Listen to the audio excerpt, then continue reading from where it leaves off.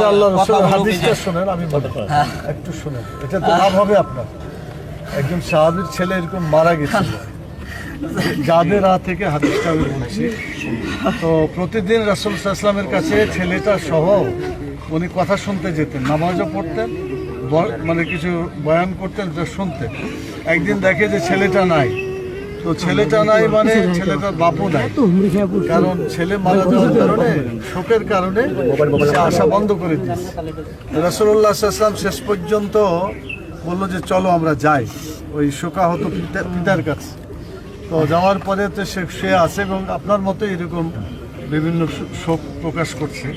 তো উনি বললেন যে দেখো, তুমি যেভাবে করছো এটা করলে তো আল্লাহ তাআলা তোমার পুরস্কার একরকম হবে, আর সবর করলে আরেকটা হবে। তো সবর করলে কি হবে?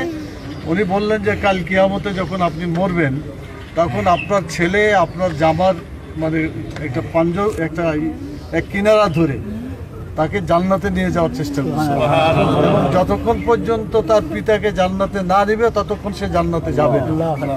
কিন্তু ধৈর্য ধারণ করতে হয়, যেন সবরের কত দাম। আপনি একটু মেহরবানি করে মনটা শক্ত করেন। আজকে ছেলে গেছে, কালকে তো আপনিও যেতে পারেন, আমিও যেতে পারি, অত একটু সবর করতে হবে। তো আমি খুব সংক্ষেপে দুটা কথা বলি। এক নম্বর হচ্ছে তকদির বলে একটা জিনিস আছে আল্লাহ তাআলা। আমি কতদিন বাঁচবো, আপনারা কতদিন বাঁচবেন, সাংবাদিকরা কতদিন বাঁচবে, একটা নির্দিষ্ট সময় আছে।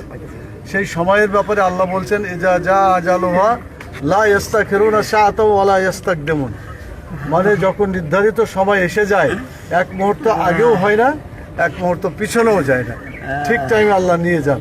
তো আল্লাহর জিনিস যদি আল্লাহ নিয়ে যান তখন একটা সবর করতে হয়, আর এই সবর যারা করতে পারে তাদের জন্য একটা জান্নাত আল্লাহ তাআলা দিবেন। সে জান্নাতের নাম হচ্ছে হবে, সেই জান্নাতে আল্লাহ তাআলা তাকে স্থান দিবেন।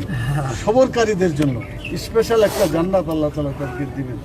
ও দারুল হাম, বাইতুল হাম নামক একটা জান্নাতে দেওয়া হবে। তো আপনি বাইতুল হাম নামক জান্নাতে যেতে পারবেন ইনশাআল্লাহ।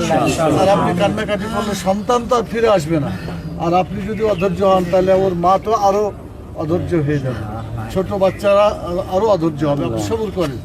তো এখানে দুইটা জিনিস করণীয় আছে। একটা হলো প্রতিবেশী হিসাবে আমাদের সান্ত্বনা দেওয়া, যারা পাশে আছেন তারা দিবেন। আমরা আজকে বাংলাদেশ জামাত ইসলামের পক্ষ থেকে এই শহীদ পরিবারে যারা আগুনে পড়ে মরে অথবা পানিতে ডুবে মরে, হাদিস আছে তারা শহীদের মর্যাদা লাভ করে।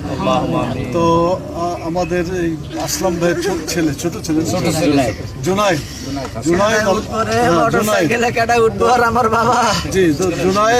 আল্লাহ শহীদের মর্যাদা তাকে দান করেছেন, আলহামদুলিল্লাহ। আমরা দোয়া করি আল্লাহ শহীদের মর্যাদা, শহীদের পিতা হিসাবে পর্যন্ত বলছিলাম আবু আমার বাপে ভাত খায় নাই, আমার বাপে তো ভাত খাইছে। আজকে দেখলাম আমার বাপের ব্যাগটা টিফিন বাড়িটা ভাত খাইছে।